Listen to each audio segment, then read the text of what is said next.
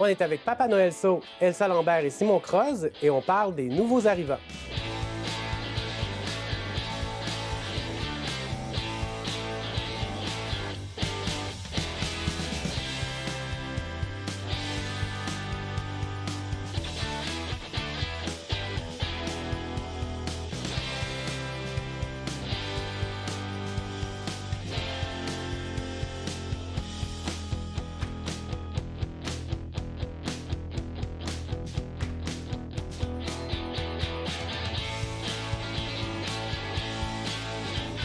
Bienvenue à Hôtel Central. Aujourd'hui, on a des invités super intéressants qui vont nous parler du phénomène des nouveaux arrivants. Qu'est-ce que c'est être un nouvel arrivant? Comment on accompagne peut-être les nouveaux arrivants? On verra. Déjà, j'aimerais commencer avec toi. Est-ce que tu es un nouvel arrivant maintenant ou ça fait plusieurs années déjà? Je suis peut-être encore un nouvel arrivant à Trois-Pistoles, mais parce que ça fait juste 3 ans que j'habite à Trois-Pistoles, mais ça fait 8 ans que je suis arrivé au Québec. Donc, OK. De ton côté, ça fait quand même un bout là, que tu es ici. Oui, moi, de mon côté, ça fait plus d'une décennie dans le Bas-Saint-Laurent, mais précisément à Rivière-du-Loup. Tu n'es pas nouvelle arrivante, Elsa, ici. Ça fait longtemps que tu es ici, hein, je pense. Toi, ton rôle, c'est plus d'accompagner les nouveaux arrivants, entre autres. En fait, moi, j'ai comme mandat, un mandat régional. Oui. Avec le collectif régional de développement pour coordonner les travaux de la table de concertation en immigration du Bas-Saint-Laurent, qui regroupe, en fait, tous les agents d'accompagnement qui sont sur le territoire du Bas-Saint-Laurent. On a des agents qui accompagnent les personnes immigrantes qui arrivent, les nouveaux arrivants qui arrivent sur le territoire pour l'accueil, l'installation, par exemple, tout ce qui est pratique. Oui. En fait, l'inscription des enfants à l'école, l'accompagnement au logement,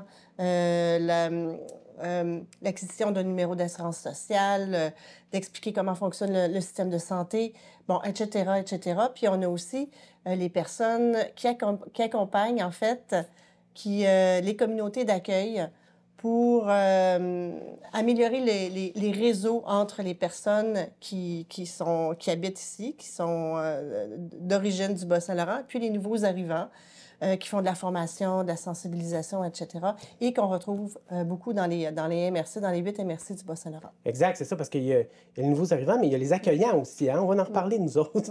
On se l'a demandé tantôt, comment ça s'est passé, l'arrivée au Québec? Moi, je suis arrivé pour des études. Donc, je suis arrivé avec un statut, c'était que j'avais un permis d'études. Donc, je venais pour étudier au Cégep de Rivière-du-Loup à la formation continue. Donc, moi, mon intégration, elle s'est faite à travers les études. On parle d'il y a 8 ans, donc j'imagine les dispositifs d'aide étaient un petit peu différents. Oui. En tout cas, les dispositifs, l'organisation autour de tout ça. Je me souviens qu'il y avait le CLD qui accompagnait à Rivière-du-Loup à l'époque. Mais tu sais, quand tu viens pour étudier, ton intégration, elle se fait assez rapidement à travers tes études, tes collègues, ton établissement. Mais est-ce que l'établissement, est-ce que tu t'es senti pris en charge à ce moment-là? Peut-être que ça a changé maintenant, mais à ce moment-là, est-ce que tu as senti qu'il y avait comme vraiment une structure, puis une façon de faire? Puis...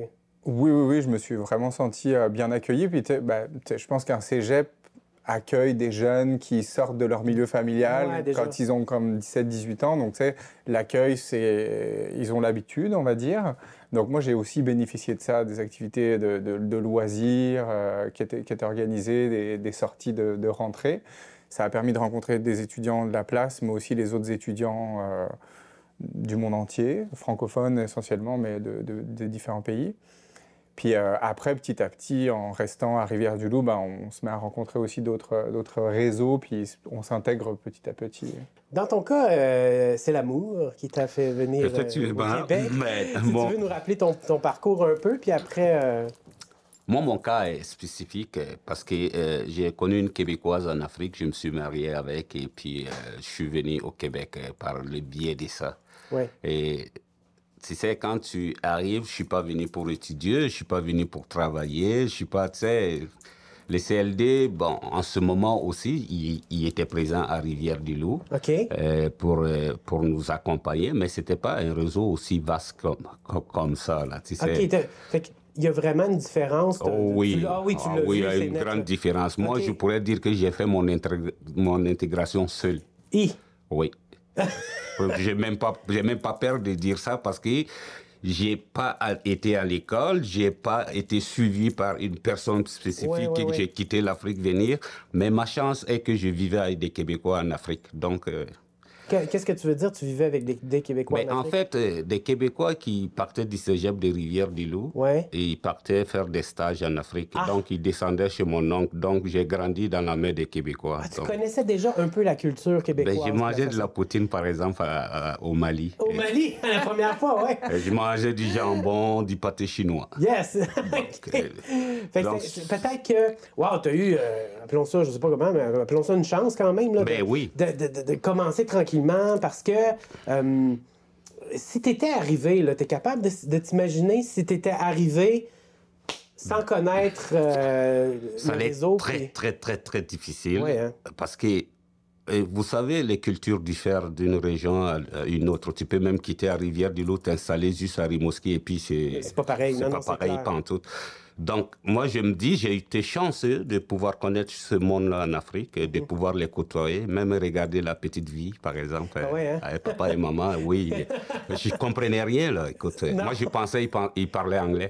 Ah oui, tellement l'accent était très difficile. Des fois, les autres riaient, moi, j'étais assis. Mais tout ça, ça m'a forgé. Si je n'avais pas vécu ça, oublie ça, écoute, peut-être j'allais dire que j'allais retourner en Afrique. Je comprends. Puis c'est le cas aussi, je pense... je sais pas comment ça se fait, peut-être tu peux me l'expliquer mieux, mais c'était vraiment clairement différent à l'époque. Je pense qu'il n'y avait pas de structure, moins de réseau, tout ça. Comment s'est faite la réflexion? Est-ce qu'il y a des points, des moments où est-ce que il y a eu une évolution dans la structure d'accueil? Il y a eu un changement de gouvernement. Ah, OK. C'est assez clair. Ça s'est passé là. Dans quelles années à peu près? 2018-2019. Moi, je me souviens à l'époque, en 2018, on avait une personne au ministère de l'Immigration qui était répondant pour la région du Bas-Saint-Laurent. Il était à Québec, puis à un moment donné, vers la fin, 2018-2019, il était rendu à Montréal. Une personne pour un fonctionnaire pour le Bas-Saint-Laurent, Gaspésie, Côte-Nord, qui répondait à toutes les régions de l'Est du Québec pour nous aider un peu à accompagner, à avoir un peu de financement pour, des fois, juste faire des activités de réseautage avec les nouveaux arrivants. OK.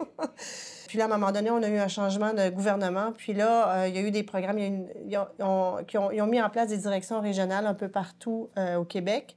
Là, on a actuellement une équipe à la direction régionale du ministère de l'Immigration à Rimouski qui couvre Bas-Saint-Laurent, Gaspésie-les-Îles. Et puis, on a, c'est ça, 2 programmes qui ont été mis en place. Un pour l'accompagnement des personnes immigrantes et puis un programme pour l'accompagnement des communautés. OK. Fait que là, actuellement, au Bas-Saint-Laurent, on a 2 organismes financés à la mission pour accompagner les nouveaux arrivants, dont Accueil et intégration Bas-Saint-Laurent à Rimouski, puis le service d'accueil des nouveaux arrivants de la Matanie. 2 organismes autonomes. Et puis, sinon, dans les 8 MRC, on a des personnes comme dans les CLD ou les organismes en employabilité ou les Carrefour Jeunesse Emploi. Il y a des personnes qui accompagnent les personnes immigrantes et des personnes qui accompagnent les communautés d'accueil dans les MRC. Fait que on est content aujourd'hui parce que les 8 territoires sont couverts. Dans les 8 territoires, peu importe où ce qu'une personne a envie de s'installer, il va avoir des services d'accompagnement pour s'établir sur le territoire, partout au Bas-Saint-Laurent. Ça, on est pas mal content. Cette idée-là d'avoir quelqu'un pour travailler sur les communautés d'accueil, ça aussi, ça doit être assez récent. Il me semble que c'est pas dans... Je me souviens pas que ça se parlait que la communauté d'accueil, elle aussi, devait apprendre un peu, là, si on veut, à accueillir les gens chez eux. En fait, les communautés, ils ont quand même des responsabilités sociales, okay. D'assurer la sécurité, d'assurer que les personnes puissent travailler, d'assurer une liberté chez leurs citoyens. Ouais. Fait que c'est sûr que le processus d'intégration peut être difficile pour certains, pour des raisons de langue, oui, pour des raisons culturelles aussi, d'adaptation. Il y a un monsieur qui est venu avec une famille de Camerounais dans ma boutique le mois passé. La femme avait 5 enfants. Il les a accueillis de Montréal à Rivière-du-Loup, les déménager. Et en plus, il les a pris dans sa voiture. Il est venu dans ma boutique, il a fait un achat de $200 de bouffe pour donner à cette famille. Ah ouais. Et cette famille, aujourd'hui, là, je te jure, la madame, elle travaille. dans la maison des aînés. Le mari, il est à la maison avec les enfants. Ils ont inscrit tous ces enfants. Le cheminement est parfait. Quand je regarde ça, là, c'est la population qui peut faire ça. Ouais. Et cette personne-là, il va prendre signe d'appartenance parce que celui qui vient de l'accueillir, là, il devient directement son parent.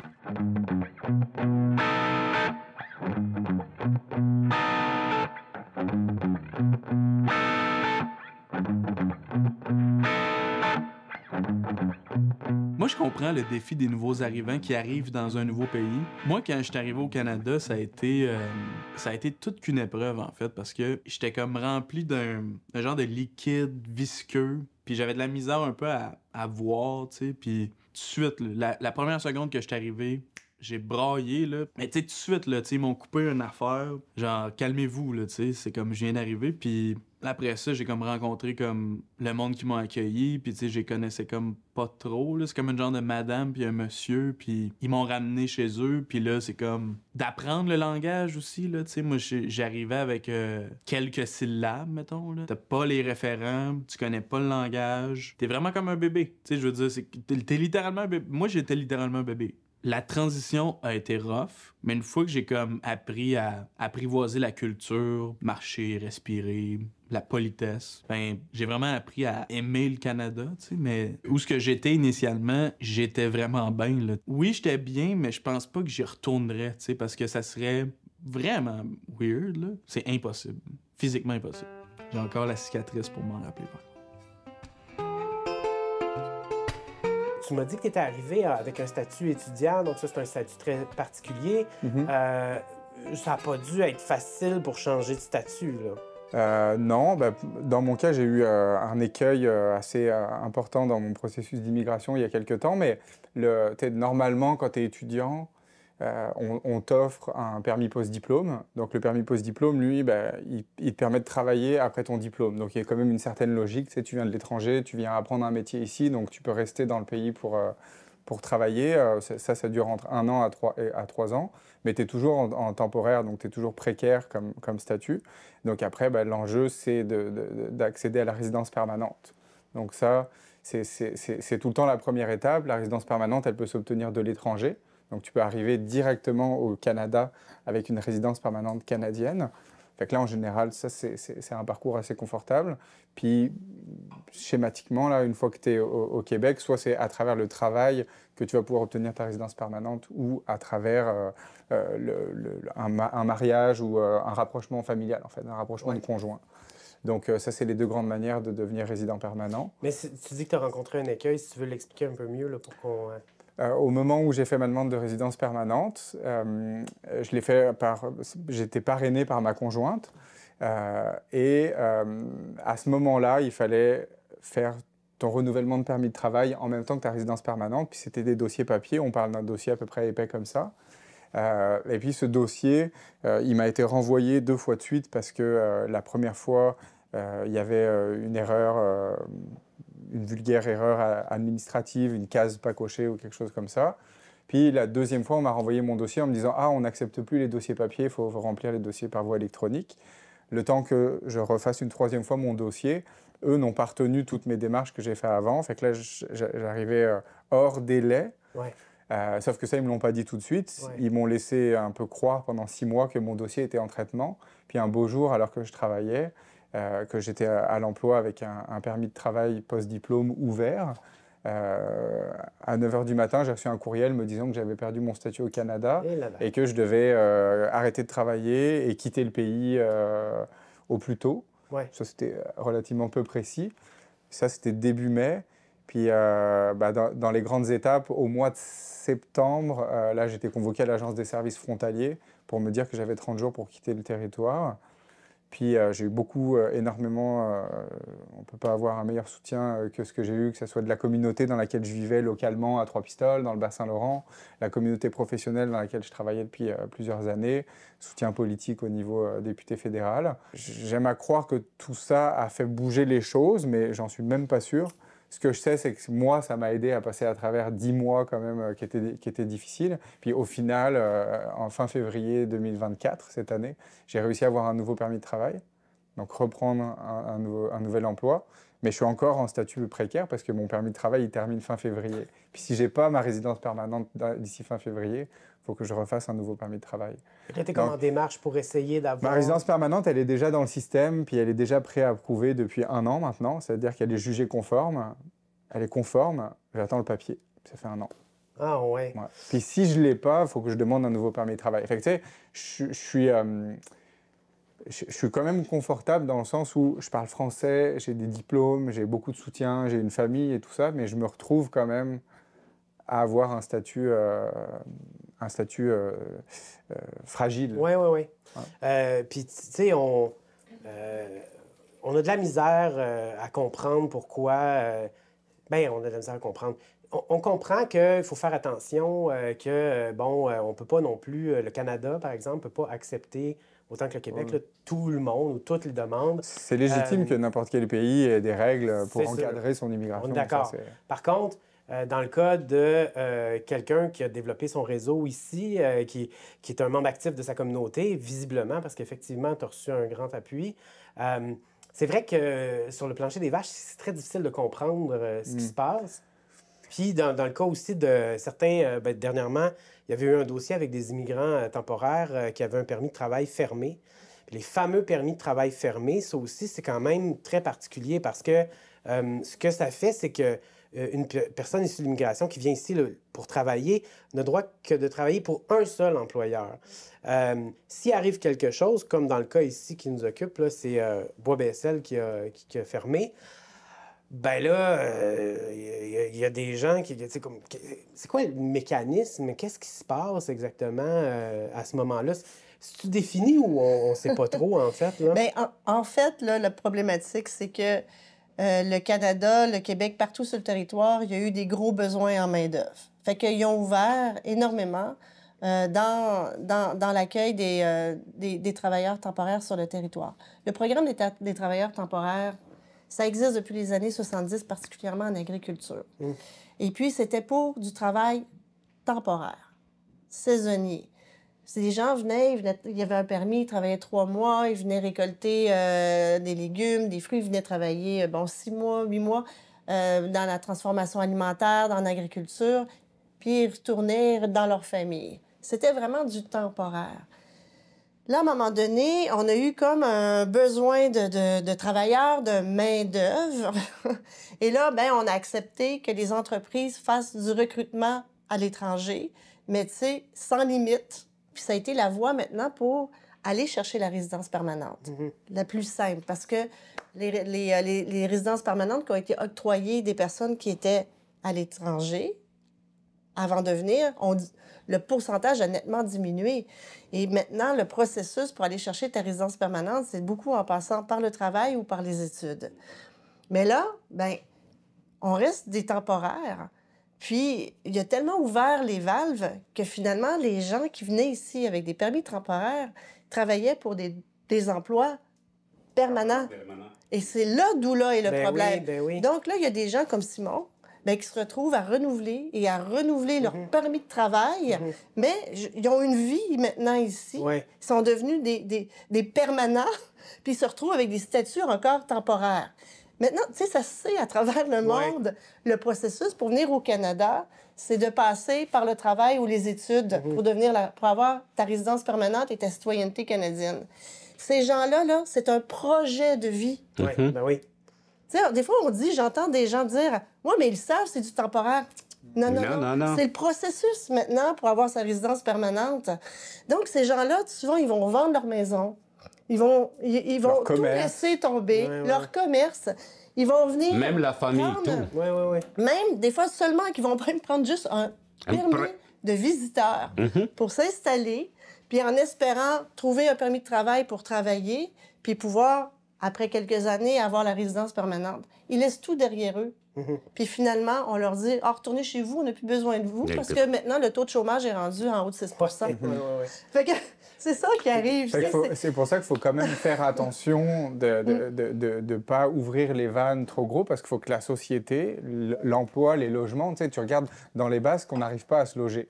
Fait que là, t'as beau venir, que tu sois seul ou en famille ou quoi, c'est compliqué de te loger. Fait que as un espèce de rêve d'émancipation, d'accéder à l'école, des choses comme ça que tu n'as peut-être pas dans ton pays, ou alors tu peux avoir plein de raisons pour venir. Puis quand tu arrives, tu ne peux pas te loger, tu te retrouves, il y a beaucoup de travailleurs qui se retrouvent plusieurs dans des logements qui sont semi-salubres. Donc tu sais, si la société, oui que les gens embarquent, ça c'est clair là, mais faut qu'il y ait le logement, faut qu'il y ait le transport, faut qu'il y ait des choses qui permettent de vivre. Simon, je suis d'accord avec toi, mais je pense que ce que nous sommes en train de parler sur ce plateau-là est plus gros que nous pensons à l'immigration. En 2 ans, je n'ai jamais vu l'immigration au Canada évoluer de même. Juste Rivière-du-Loup. Ces gens-là, tu penses ceux qui sont venus faire travail de dos, il n'y a pas ça en Afrique. On s'amuse en Afrique, on s'amuse plus qu'on travaille. Oui, OK. Ben, ces gens-là, non, mais c'est ce que j'ai dit, je l'ai vécu moi. Je suis arrivé à Rivière-du-Loup, j'ai regardé, tout le monde est chez lui, les fenêtres sont fermées, je me demandais c'est quelle ville fantôme. C'est travail de dos. Ouais. Il n'y a aucune activité réellement précaire que ces gens-là peuvent mettre là-dedans pour se sentir chez eux. Je peux appuyer ce que tu dis simplement par mon histoire personnelle. À Cuba, on a des amis, puis eux, ils focusaient tout sur le fait qu'ici, on est riche, on a une grosse voiture, Puis là, j'étais là, je parlais avec eux autres, puis un moment donné, je me rends compte, on travaille vraiment tout le temps, peut-être moins que dans d'autres pays aussi, mais n'empêche, eux, non, là. Ils n'ont pas cette vision-là du travail sans arrêt. Puis comme tu dis, travail de dos, ce qui fait que c'est un choc aussi quand tu arrives ici de comprendre que juste un loyer, c'est très difficile de se payer un loyer, même quand on travaille tout le temps. Ce qui n'est pas peu dire, là, quand même. C'est complexe et vaste. Oui, vraiment. Il y a tellement de côtés dans l'immigration. Moi, étant qu'un immigré, j'ai passé par tous les processus d'immigration, de visiteur à citoyen. Oui. Mais c'est long, ça ne s'est pas fait en 2 jours, là. Oui. Je suis venu comme un visiteur. Ça a pris combien de temps pour devenir citoyen? Normalement, moi, ça m'a pris 4 ans. 4 ans? Ouais. OK. Étant marié, là. Oui. Puis ça, c'est à une époque aussi où... Oh, oui, mais... Mais 4 ans, c'est quand même pas pire. Oui, c'est pas pire. Mais moi, j'en connais, ça prend 20 ans. Mais non, parce que 4 ans, j'ai dit, parce que tu arrives 2 ans, si tu n'es pas parrainé par ton conjoint ou conjoint, il te faut 4 ans pour que tu puisses faire ta demande de résident permanent. Il y en a qui ont déposé leur citoyenneté canadienne, là où je te parle. Peut-être ils vont l'avoir l'année prochaine en tant que Simon n'est même pas encore devenu résident permanent. Ouais. C'est bizarre de voir tout ça. Ça fait mal, c'est choquant. Le gars, il se tue, là, il travaille. Ouais. Il travaille fort, il a sa famille, il a son enfant. Ouais. Et la communauté le connaît. Dans mon cas, qui est spécifique, puis moi aussi j'en ai plein d'amis qui sont arrivés la même année puis qui sont déjà canadiens, mais le gros problème que j'ai eu, et je pense qu'on plein de monde, c'est que ça se décide haut et loin, et même s'il y a de l'accompagnement local, il n'y a pas les bureaux qui ont les moyens de régulariser les personnes localement. Donc, qui ont les moyens de s'adapter à c'est quoi les industries, c'est quoi l'emploi dans ma région, mettons. Ouais. Un niveau, tu ne peux pas comparer le Bas-Saint-Laurent avec les cantons de l'Est ou avec Montréal, un quartier de Montréal. Ouais. C'est tellement socio-économiquement différent, donc il faudrait être capable de prendre certaines décisions localement.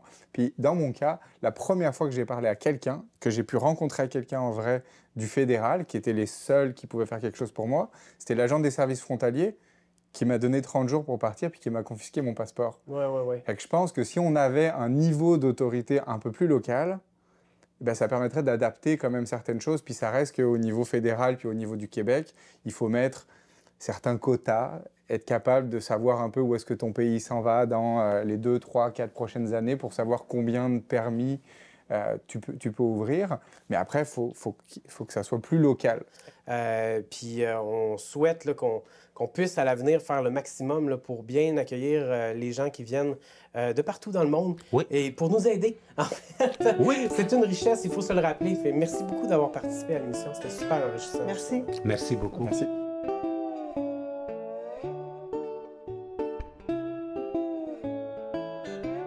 On salue tous les nouveaux arrivants dans notre fabuleuse terre à l'est de Québec. Oui. Bienvenue à toi, nouvelle arrivante. Merci. Comment est-ce que l'intelligence artificielle peut disserter sur l'immigration et les nouveaux arrivants? Ben, comme tu m'as souhaité bienvenue, moi qui est une nouvelle arrivante, on se rend compte que nouveaux arrivants peut vouloir dire plusieurs choses pour une intelligence artificielle. Alors moi, tout ce que je lui ai dit, c'est écris-moi une chanson sur la fantastique histoire des nouveaux arrivants. Oh! Et je pense qu'elle a compris quelque chose d'un peu différent. Alors, voici ce que ça a donné. J'ai trouvé un petit thème. C'est assez mystérieux, comme... Alors, je suis allée d'une musique qui va fitter avec le mystère de cette chanson. Sous la brume du soir, des silhouettes s'approchent, des visages inconnus, des murmures en écho. Un village se tait, une rumeur qui se fauche. Qui sont ces étrangers? D'où viennent-ils bientôt? Ça, je sais pas pourquoi il a mis bientôt. Il y a juste... Il manquait un mot, il a mis bientôt, puis il fallait que ça arrive avec écho. Des yeux qui scintillent, des secrets enchantés, des ombres dansent au clair de lune, la nuit vient les envelopper. Nouveaux arrivants, mystère au coin de la rue, dans l'ombre du village, que nous cachez-vous? Et c'est là que tout prend son sens avec l'IA. Des histoires murmurées, des sorcières envoûtées, des loups hurlant à la lune, un pacte à sceller, des anciens se regardent, un frisson dans l'air, le vent chuchote des mots. On sentait que le vent qui chuchote, là, ça devient lourd, là. On sait pas qu'est-ce qui chuchote, le foutu cran. Une magie à défaire, des rires se mêlent au chant des esprits, les ombres se dessinent, l'intrigue grandit. Fait que dans le fond, on est juste dans The Village. Oui, c'est quand même inquiétant, on dirait, tout ça. Là. On est rendu dans Loup-garou, le jeu, comme si c'était un film. Oui. Fait que lui, les nouveaux arrivants, c'est ça. Nouveaux arrivants, mystère au coin de la rue, dans l'ombre du village, que nous cachez-vous? Puis à la fin, tout se dessine et tout se clarifie. Alors qui sont ces âmes, ces cœurs ensorcelés? Dans le silence lourd, le village va trembler, des secrets à révéler, des liens à tisser. Dans la nuit étoilée, le fantastique va danser.